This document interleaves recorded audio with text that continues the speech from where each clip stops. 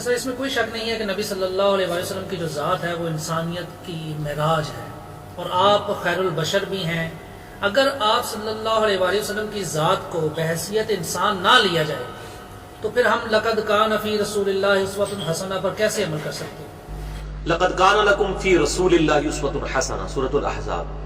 نہیں تو انسان ہی مانتے ہیں میرے بھائی، سارے انسان مانتے ہیں۔ As far as species is concerned آپ صلی اللہ علیہ وآلہ وسلم انسان تھے۔ نہ بریلوی یہ کہتے ہیں، نہ دیوبندی، نہ اہل حدیث، نہ شیعہ کہ آپ صلی اللہ علیہ وسلم انسان نہیں تھے۔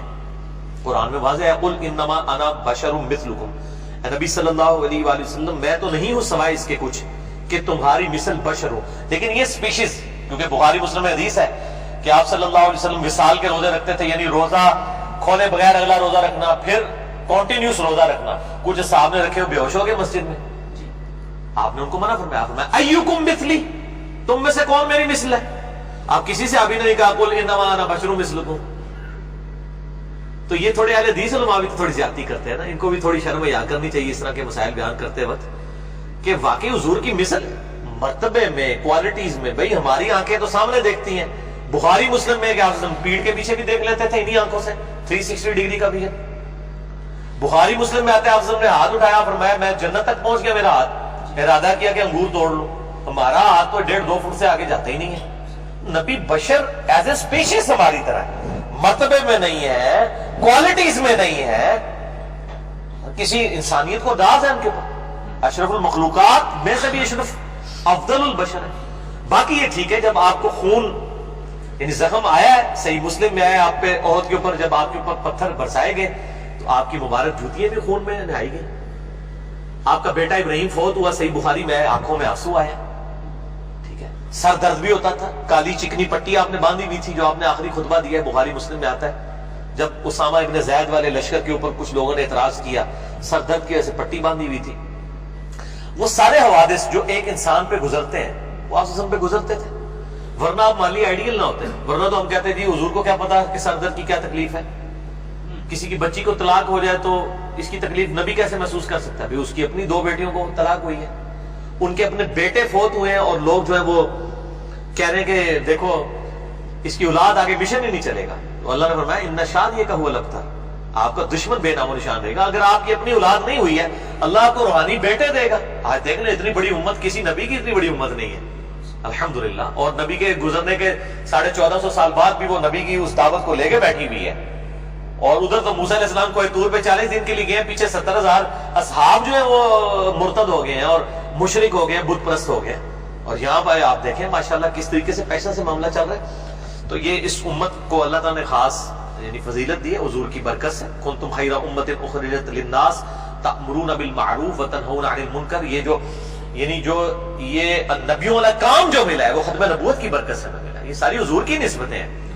تو آپ ہمارے لیے رول ماڈل ہیں، اس میں مطلب یہ کہنا وہ جب وہ کہہ رہے ہوتے ہیں نبی کے بھی 2 کان ہمارے بھی 2 کان، نبی کا بھی 1 ناک، یہ طریقہ نہیں ہے، یہ نہ قرآن و سنت کا طریقہ ہے، نہ یہ بات سمجھانے کا طریقہ ہے۔ یہ بات حقیقت ہے کہ بعض اوقات یعنی اہل حدیث علماء سے اس مسئلے میں غلو ہوتا ہے، اور بریلوی اس معاملے میں صحیح چیخ رہے ہوتے ہیں۔ دوسری طرف بریلوی بھی جو غلو کرتے ہیں ان کی بھی عجیب مت ماری ہوئی ہے، وہ کہتے ہیں جی آپ کو اگر بشر مان لیا ہم نے صرف بشر تو آپ کی افضلیت ختم ہو جائے گی کیونکہ نور بشر سے افضل ہے۔ اور بھائی مٹی نور سے افضل ہے،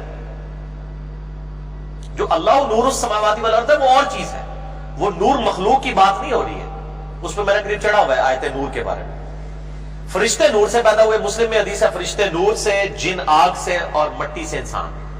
یہ جن آگ سے اور مٹی سے انسان یہ تو قرآن میں بھی سورۃ الحجر میں آیا۔ اب مجھے بتائیں فرشتہ افضل ہے یا انسان؟ اگر انسان صحیح ہو جائے فرشتے سے بہتر انسان بننا، کسی کی جرت ہے کہ جبرائیل نبی علیہ السلام سے افضل ہے؟ ہاں فرشتوں کے رسول عام انسانوں سے افضل ہے، یعنی حضرت جبرائیل حضرت ابوبکر سے افضل ہے، لیکن جو عام فرشتے ہیں جو رسول نہیں ہیں وہ حضرت ابوبکر سے افضل نہیں ہوں گے، نہ عمر سے، نہ عثمان و علی سے۔ وہ افضل البشر صلی اللہ علیہ وآلہ وسلم کے اصحاب ہی افضل ہیں، لیکن جو سپیشیز ہے ایز اے سپیشیز لقد خلقنا الانسان فی احسن تقویم ہے، فرشتے سے بہتر ہے انسان بننا۔